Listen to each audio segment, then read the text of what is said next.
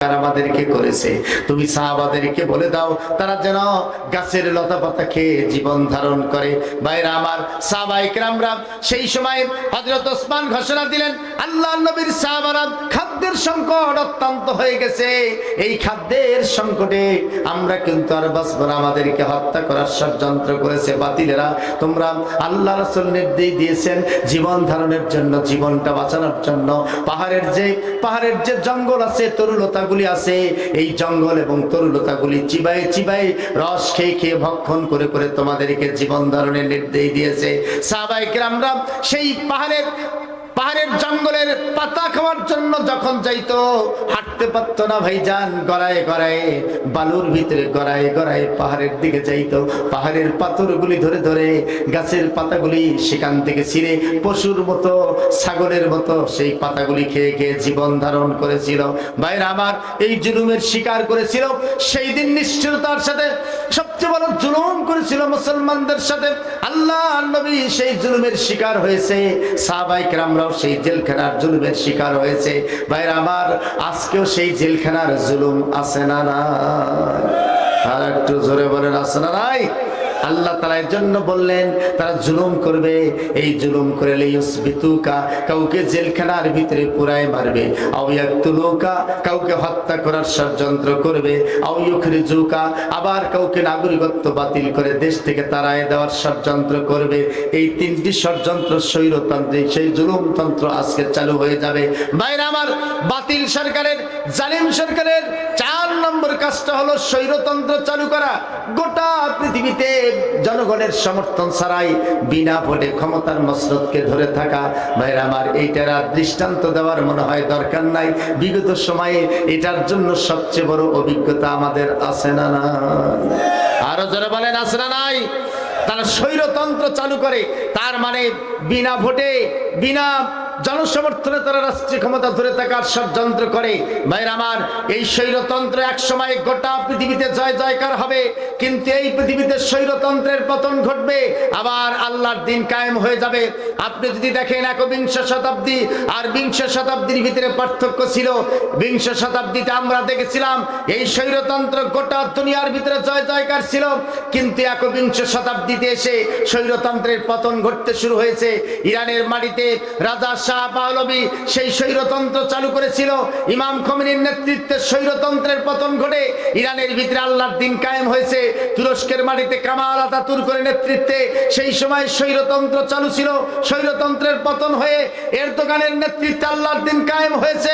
লিবিয়ার ভিতরে স্বৈরতন্ত্র ধ্বংস হয়েছে, মিশরের ভিতরে স্বৈরতন্ত্র ধ্বংস হয়েছে, চেচনিয়ায় স্বৈরতন্ত্র ধ্বংস হয়েছে, বসনিয়ার মাটিতে স্বৈরতন্ত্র ধ্বংস হয়েছে। আজ প্রায় 16 বছর যাবত বাংলাদেশের মাটিতে মুসলমানদের উপরে জেকে বসা বাংলার স্বৈরতন্ত্র ধ্বংস হয়েছে, ঠিক কিনা বলেন? ভাইরা আমার, ইরানের মাটিতে যেভাবে স্বৈরতন্ত্র ধ্বংস হয়ে আল্লাহর দিন কায়েম হয়েছে, চেচনিয়ার মাটিতে স্বৈরতন্ত্রের পরিবর্তে আল্লাহর দিন কায়েম হয়েছে, তুরস্কের মাটিতে স্বৈরতন্ত্র ধ্বংস হয়ে আল্লাহর দিন কায়েম হয়েছে। আজ হোক কাল হোক এই মুসলমানদের হাতে বাংলাদেশের স্বৈরতন্ত্র ধ্বংস হয়েছে। আজ হোক কাল হোক এদেশে আল্লাহর দিন কায়েম হবে, কোন শক্তি তা ঠেকাতে পারবে না, ঠিক কিনা বলেন? এটাই পৃথিবীর বাস্তবতা। স্বৈরতন্ত্রের পতন ঘটবে। তাহলে যারা বাতিল সরকার, জালিম সরকার, তাদের কাজ কয়টা? আর একটু আসতে বলেন, আরো জোরে বলেন। 1 নম্বর হচ্ছে শিরক, 2 নম্বরে হচ্ছে নিষ্ঠুরতা, 3 নম্বর হচ্ছে জুলুম করা, 4 নম্বর হচ্ছে স্বৈরতন্ত্র চালু করা। কয়টা হয়েছে ভাইজান? আরো জোরে বলেন। 4টা। ইসলামী সরকার হলে কয়টা কাজ করবে? ওই 4টা। কয়টা কাজ? আল্লাযীনা ইম্মাক্কান্নাহুম ফিল আরদি আকামুস সালাতা ওয়া আতাবুস যাকাতা ওয়া আমারু বিল মা'রুফি ওয়া নাহাউ আনিল মুনকার ওয়া লিল্লাহি আকিবাতুল উমুর।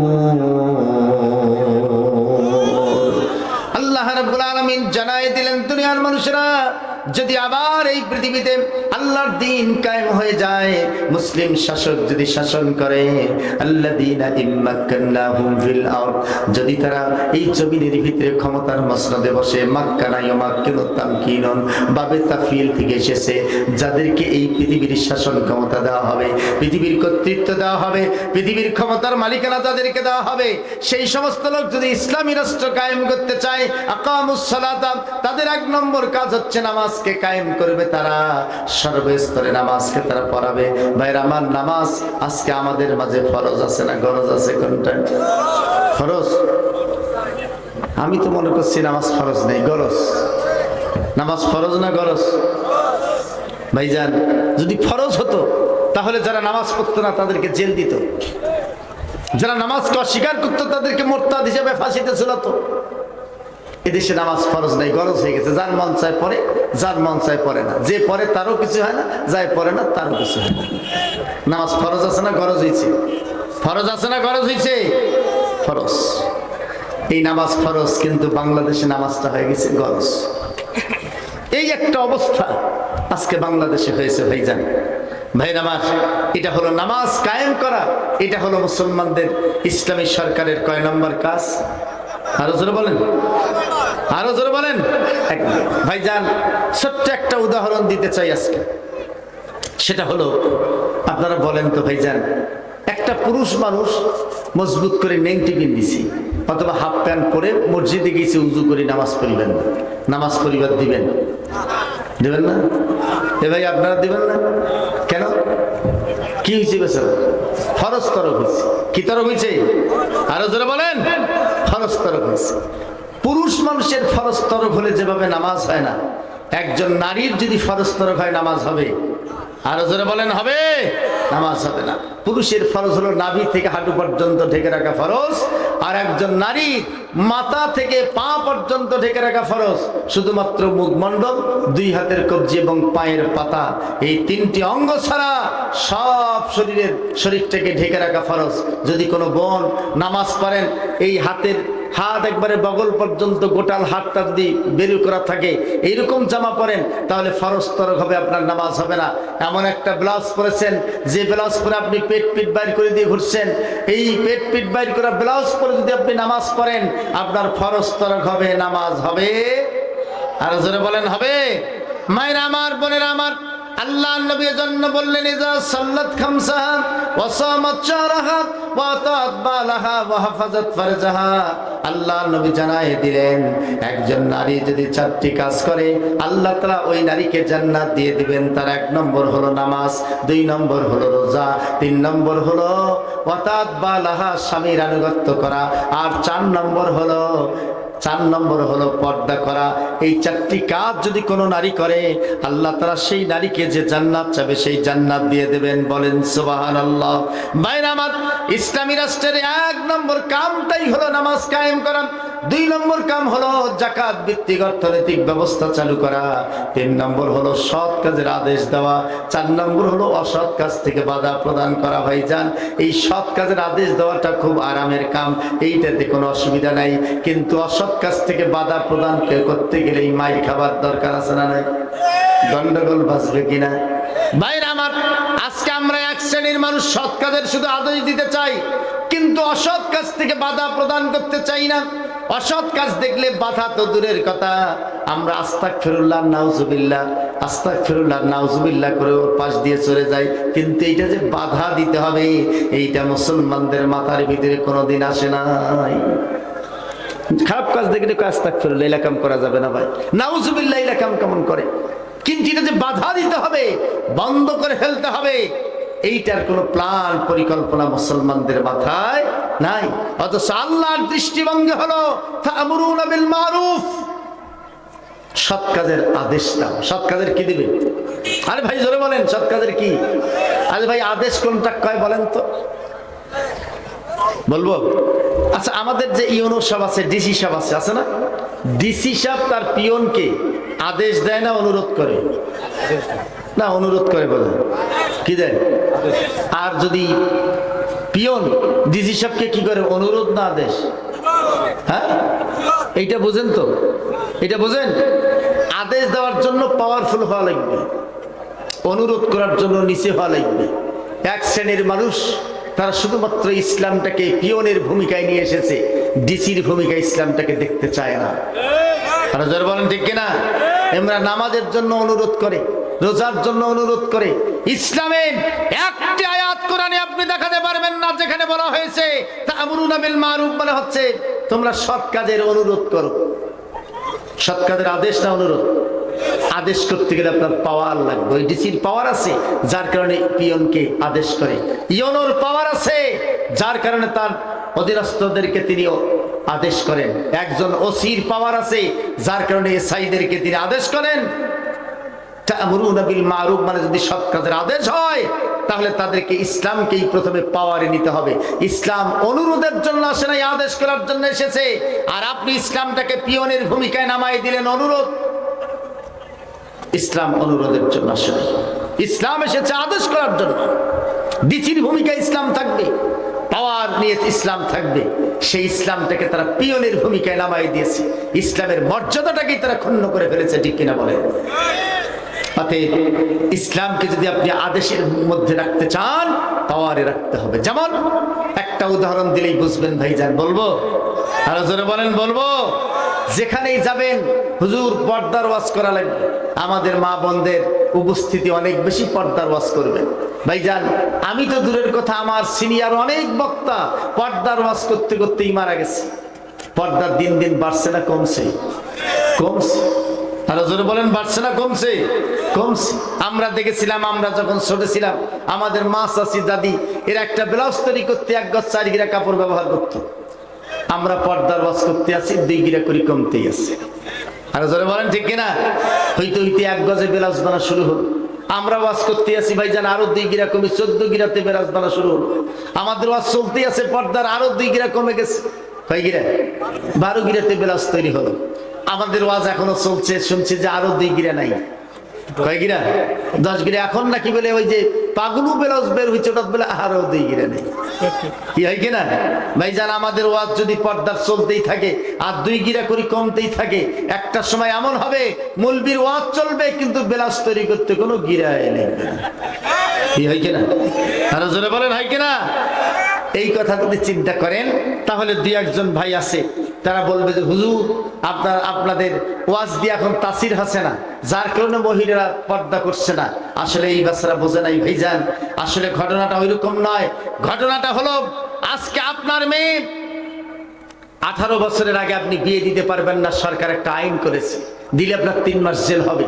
যদি একটা আইনে আপনার লালিত পালিত একটা মেয়েকে আপনি বিয়ার উপযুক্ত 18 বছর আগে বিয়ে দিতে না পারেন, ঠিক একই রকম এই পর্দা করা, এইটা তা'মুরুনা বিল মারুফ, এটা হচ্ছে আদেশ আসতে হবে, ওয়াজ করে কাম হবে না ভাইজান।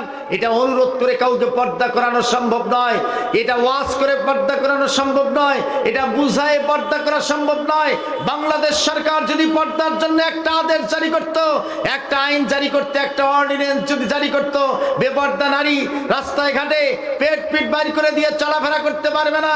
যারা এই বেপর্দায় চলাফেরা করবে তাদের বিরুদ্ধে মামলা দেওয়ার দরকার নাই, হামলা দেওয়ার দরকার নাই, রিমান্ডে নেওয়ার দরকার নাই, জরিমানা করার দরকার নাই। শুধু লজ্জা দেওয়ার জন্য একদিন যদি পুলিশ প্রশাসনকে দিয়ে তাদের পেটে আলকাতরা লাগাই দিত, তারপরের দিন এইটা মিডিয়ায় দেখাতো গোটা দেশে, তারপরের দিন আর একজন বেপর্দা নারীও খুঁজে পাওয়া যাইত না, ঠিক কিনা বলেন? এইটার নাম হলো তা'মুরুনা বিল মারুফ। সৎ কাজের জন্য আদেশ দিতে হবে, অর্ডিন্যান্স জারি করতে হবে, আইন জারি করতে হবে। আর আদেশ দেওয়া, আইন জারি করা এটা সরকারের কাজ, পাওয়ারফুল লোকের কাজ। ইসলামটাকে জন্য পাওয়ারফুলে নিয়ে যেতে হবে। তা'মুরুনা বিল মারুফ ওয়া তানহাউনা আনিল মুনকার, আর অসৎ কাজ থেকে বাধা প্রদান করতে হবে। অসৎ কাজ থেকে কি বাধা দিতে হবে? অসৎ কাজের বাধা দেওয়া এইটা কিন্তু খুব ঠেলার কাম, ঠিক কিনা বলেন? আমরা অসৎ কাজ দেখে আস্তাগফিরুল্লাহ নাউজুবিল্লাহ পড়া সহজ, কিন্তু বাধা দেওয়াটা অত্যন্ত কঠিন, ঠিক কিনা বলেন? আরো যারা বলেন ঠিক কিনা? যে অসৎ কাজ আজকে গোটা রাষ্ট্রের ভিতরে জেগে বসেছিল, অন্যায় অবিচার দুর্নীতি জেগে বসেছিল, আজকে গোটা জাতিকে নির্যাতন নিষ্পেষণের শিকার হতে হয়েছিল, গোটা জাতি আজকে নির্যাতিত নিষ্পেষিত হয়েছিল। 16টি বছর রাষ্ট্রীয়ভাবে গোটা দেশের ভিতরে অন্যায় অবিচার ছেয়ে দিয়েছিল, সেই তানহাউনা আনিল মুনকার, সেই সমস্ত সৎ কাজের বিরুদ্ধে দাঁড়ানো, এটা সহজ চারটিখানি কথা ছিল না।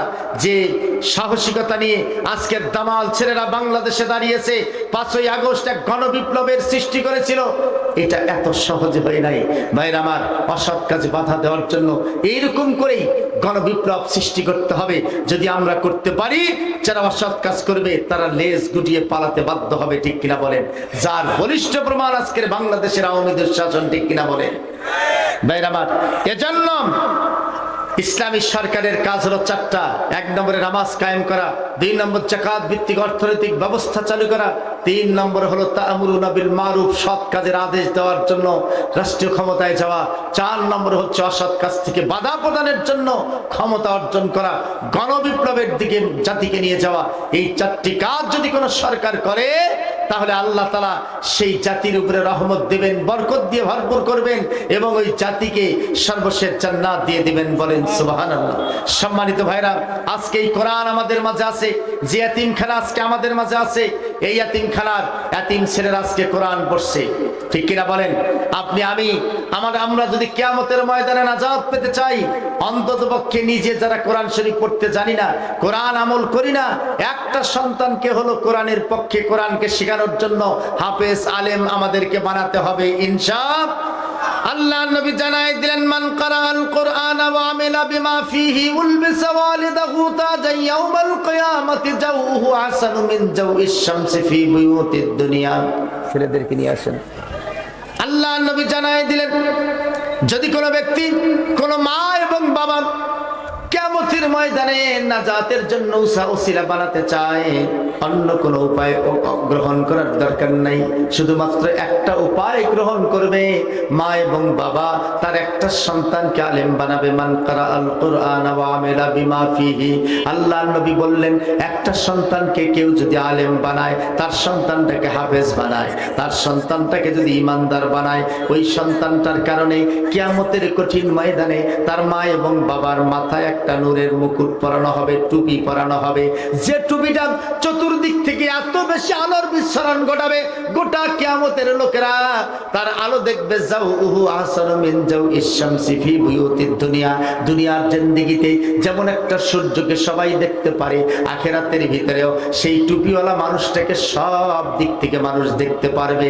মানুষেরা জিজ্ঞেস করবে, এই লোকটার কি হয়েছিল?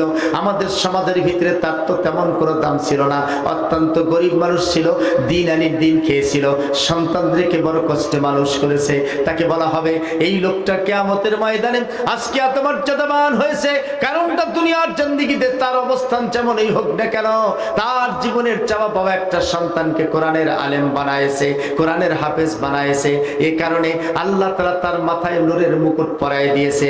আর যাদের মাথায় নূরের মুকুট একবার পরে যাবে, ইয়াউমা তারাল মুমিনিনা ওয়াল মুমিনাতি ইয়াসআ নূরুহুম বাইনা আইদিহিম ওয়া বিআইমানিকুম বুশরাকুমুল ইয়াউম, যাদেরকে আল্লাহ তাআলা এই নূর একবার দিয়ে দেবেন, আল্লাহ তাআলা নিজেই বললেন, হে রাসূল তাদেরকে সুসংবাদ দিয়ে দিন, জান্নাতের সুসংবাদ দিয়ে দিন। ওই নূরটাই তাদেরকে জান্নাতের রাস্তা দেখে জান্নাত পর্যন্ত নিয়ে যাবে। বলেন সুবহানাল্লাহ।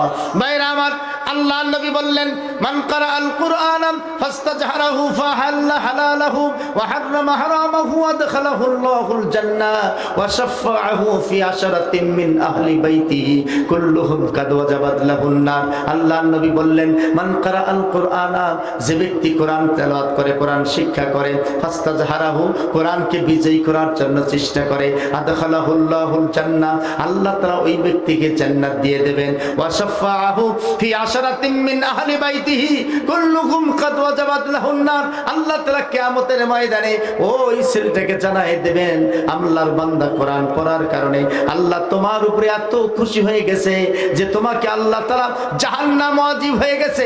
এই রকম যাদেরকে তুমি ভালোবাসো, যার খেয়ে তুমি লেখাপড়া করেছো, যে তোমার সঙ্গে সবচেয়ে বড় মহব্বত রেখেছিল, আন্তরিকতা রেখেছিল, আল্লাহ তাআলা অর্ডার দিয়ে দেবেন, এই রকম মহব্বতের 10 জন ব্যক্তিকে তুমি সাথে করে জাহান্নামীকে সাথে করে তুমি জান্নাতে নিয়ে যাও। বলেন সুবহানাল্লাহ। আর একটু আসতে বলেন সুবহানাল্লাহ। কয়জন?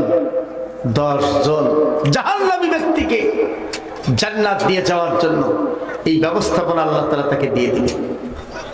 ভাইরা আমার, অতএব এই সন্তানকে আলেম বানাতে হবে, হাফেজ বানাতে হবে, মাদ্রাসাগুলিতে সন্তান আমাদের দিতে হবে ইনশাআল্লাহ। রাজি আছেন তো? কি সন্তান দিতে রাজি আছেন?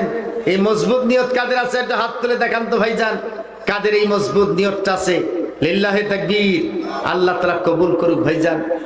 অন্তত নাজাতের ওসিলা হিসাবে এই সন্তানদেরকে নিতে হবে। ভাইরা আমার, আজকে ইসলামী শিক্ষার উপরে বিমাতাসুরভ আচরণ চলছে ভাইজান, ভালো আচরণ চলছে না। বন্ধের এক দারুণ ষড়যন্ত্র করা হয়েছিল, কিন্তু বন্ধ করতে পারে না। বলবেন যে হুজুর কেমনে? আমি একটা ছোট্ট উদাহরণ দিয়ে শেষ করব ভাইজান। আচ্ছা, আমাদের প্রাইমারি স্কুলে ইসলাম ধর্ম শিক্ষা একখান বই আছে না নাই? হ্যাঁ, ক্লাস 3 থেকে ক্লাস 5 পর্যন্ত পড়া হয়।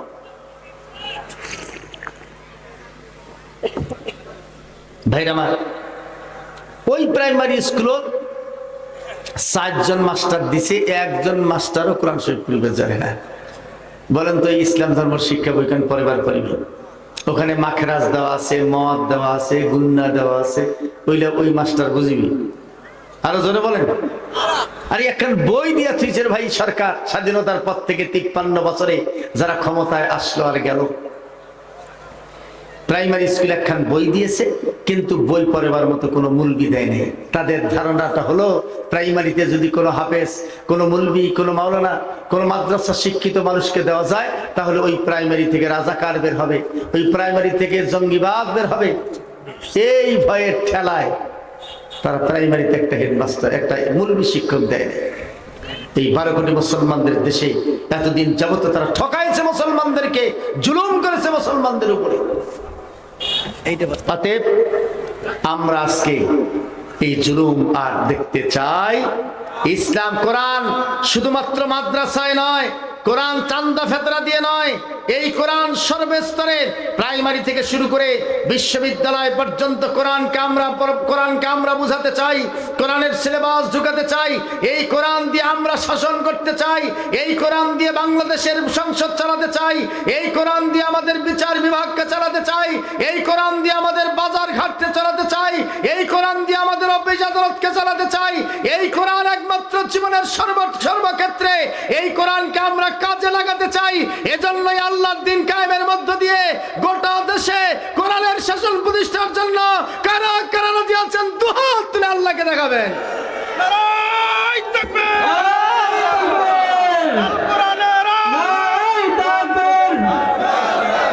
ইসলামের শত্রুরা, কোরআন হাদিসের শত্রুরা, আলেম ওলামাদের শত্রুরা,